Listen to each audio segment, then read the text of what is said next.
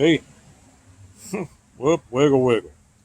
Welcome to Integrative Preparedness. I'm Steve Smith. I want to do one that I've thought about doing for a while. It's one of those questions that seems to go around in an endless circle among gun circles on how to carry.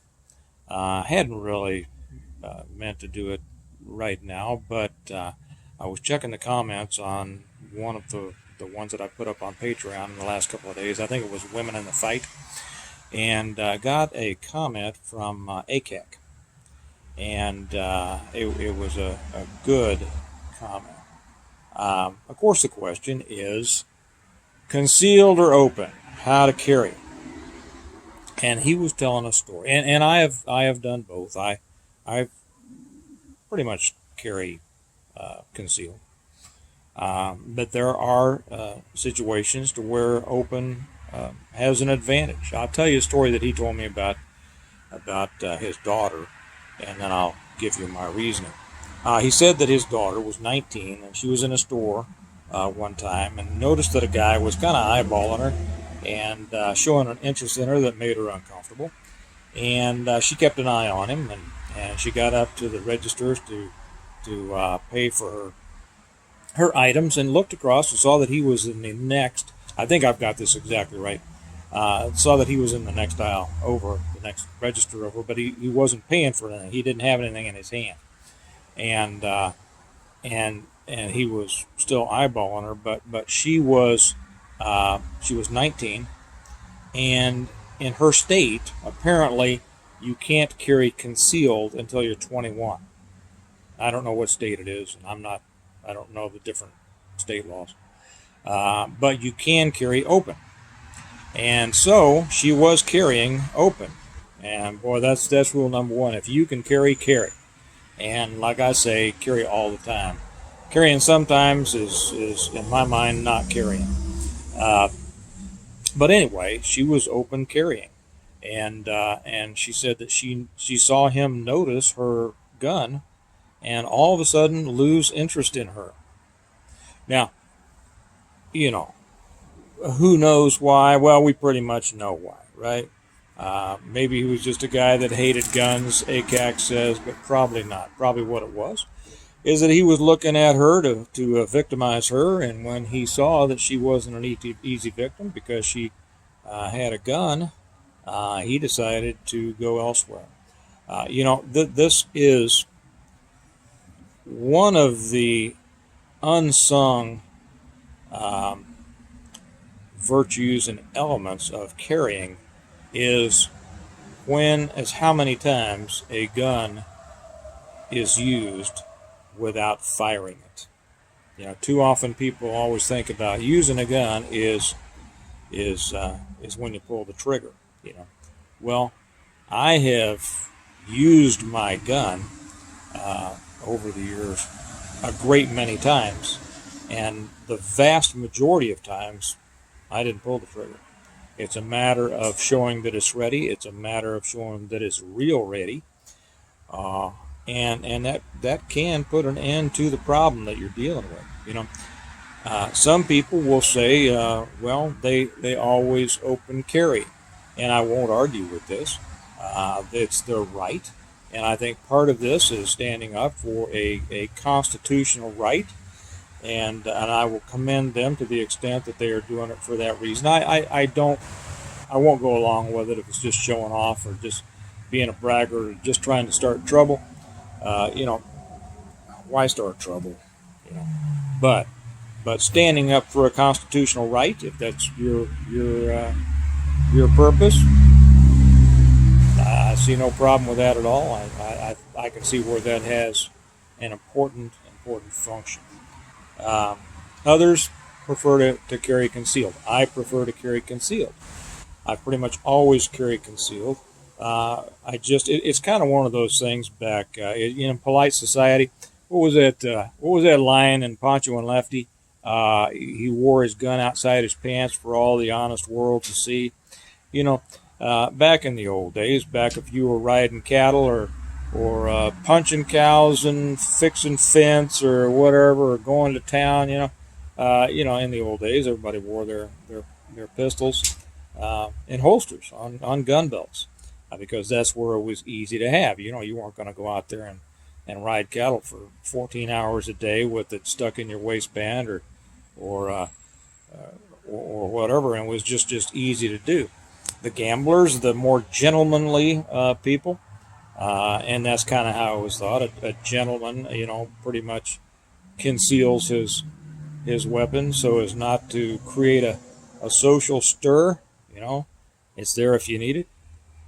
That was kind of the thought on that. Ladies and gentlemen, don't show their guns in polite society where it could cause consternation.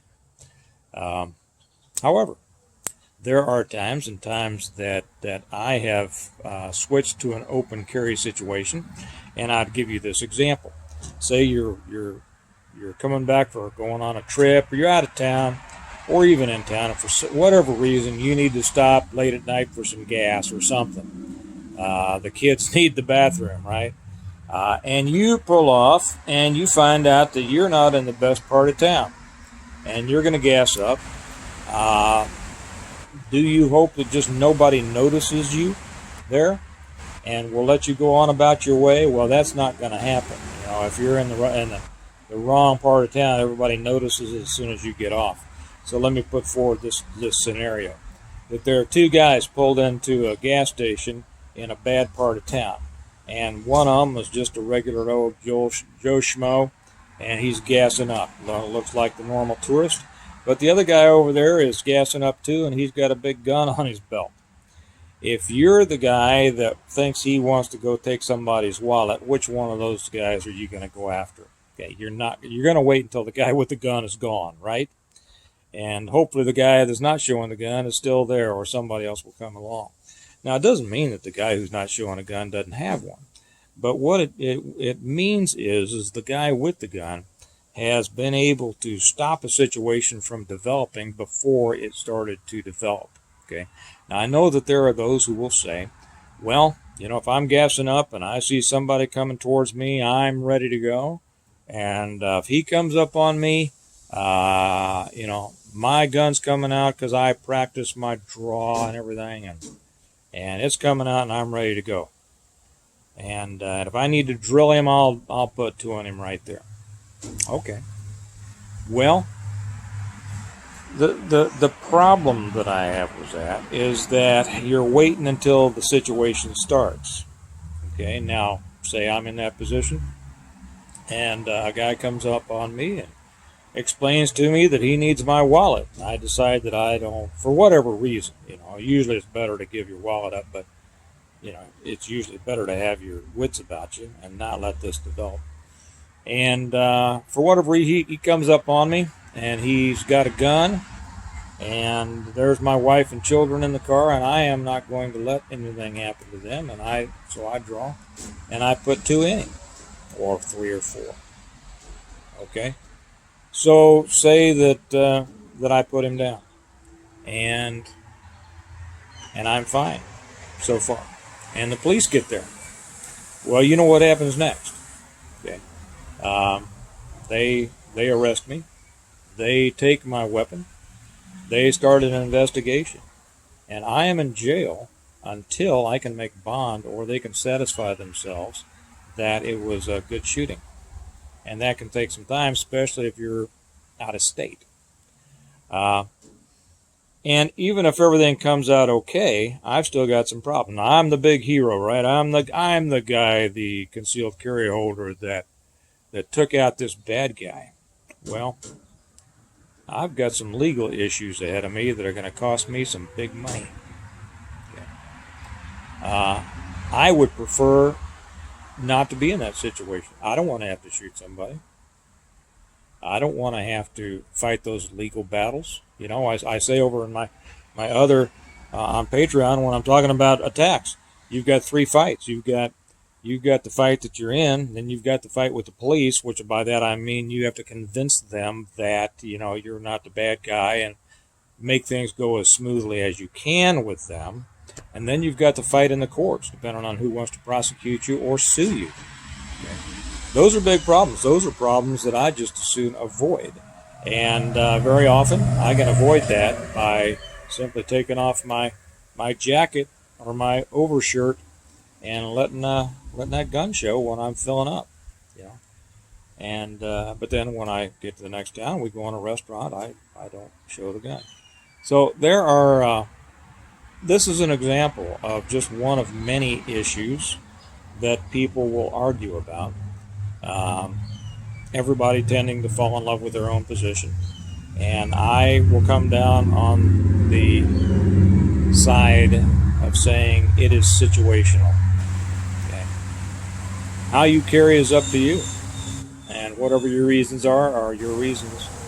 Um, like I say, I carry concealed because I choose.